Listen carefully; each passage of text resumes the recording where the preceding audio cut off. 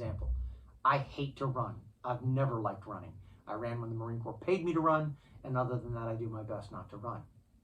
But when I was getting ready for SWAT school in 2007, I ran all the time.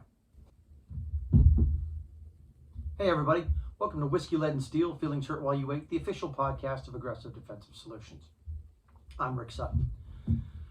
Today, briefly, we want to talk about discipline, specifically self-discipline, and how it is applicable as a personal trait and as a characteristic to all things that have to do with shooting. Whether we're talking about offensive, defensive, or competitive shooting or sports shooting, discipline is one of those things that can easily become overlooked.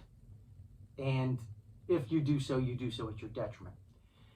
It takes a lot of work and it takes a lot of dedication. Dedication then bleeds over into discipline.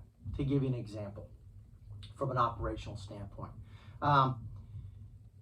You fight like you train like you fight. So every now and again, you've got to exert the self-discipline to go, all right, it's cold outside. I don't like to be cold. It's rainy outside. I don't like to be cold and wet.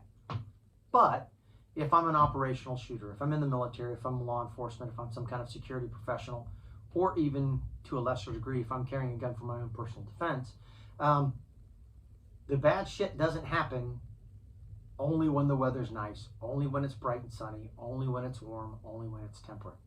So from time to time, you've got to exercise the self-discipline to go, yep, it's raining outside, so I'm going to go shoot today because it's raining outside, or it's really cold outside, or it's really hot outside.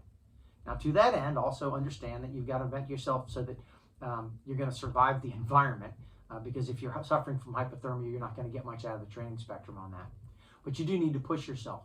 And pushing yourself is one of the things that self-discipline allows you to do, and it causes you to do it.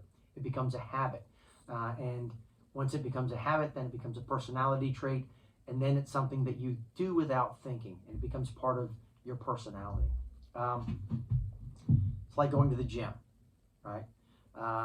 Steve, who is one of our RSOs, he's 77 years old now. He's fit. He rides a motorcycle.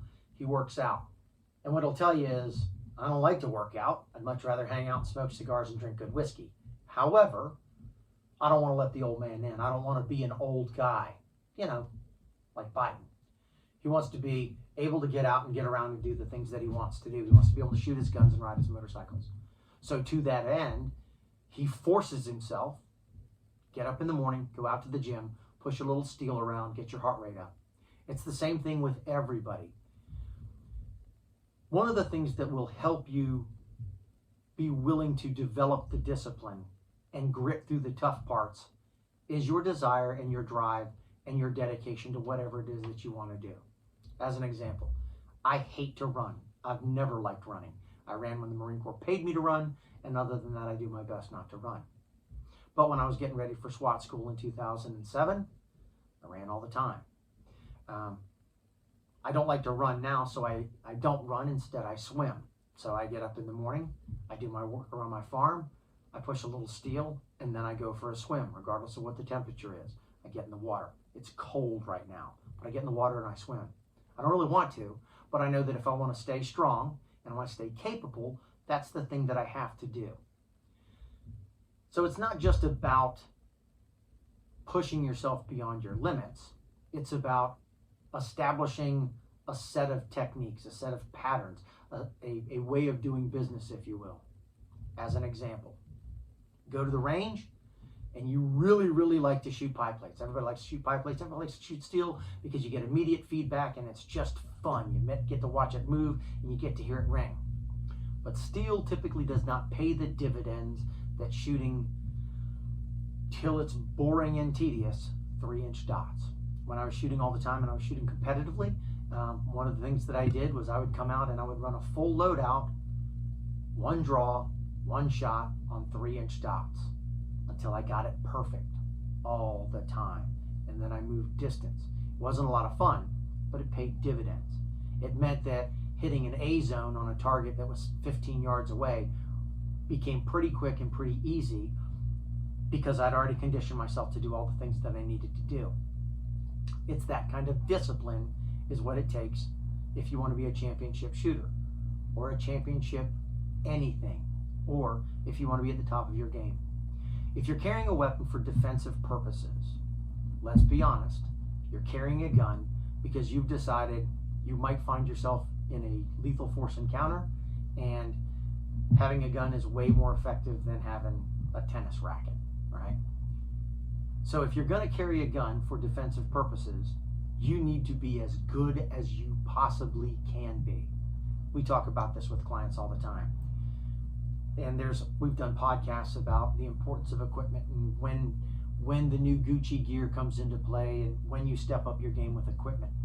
But the reality of it is you need to get as good as you can at shooting. That requires that you spend the discipline to go to the range. Go through your draw stroke, go through your mount, go through your reload, go through your reset, go through everything time and time and time again until, as tedious as it is, you get to where you can do it without consciously thinking about it. That's where you're going to get to be as quick and as accurate as you can be. And then the next thing that comes in, and discipline is part of this, you got to work on your physical fitness, right? Because if we talk about all the time, a gunfight is a fight. You may or may not be fighting with the gun the whole time. So if you get winded getting in and out of your car, then the fact that when the weather is perfect, you can draw your weapon and at 5 yards hit a silhouette target consistently, that may not be applicable if you just had to wrestle with somebody for 30 seconds before you were able to get to your gun and make it go kinetic. So go to the gym. You may not like it, but if you want to do it right, that's what you got to do. If you want to be successful, you oftentimes have to do the things that you don't really enjoy, but they are the things that pay off dividends. And that is where self-discipline comes in. Anyway, hope that was informative. Hope you enjoyed it. I doubt anybody's feelings got hurt, but we don't always have to hurt feelings. Till next time, be safe out there. Talk to you later. I don't like to run now, so I don't run. Instead, I swim. So I get up in the morning, I do my work around my farm, I push a little steel, and then I go for a swim, regardless of what the temperature is. I get in the water. It's cold right now, but I get in the water and I swim.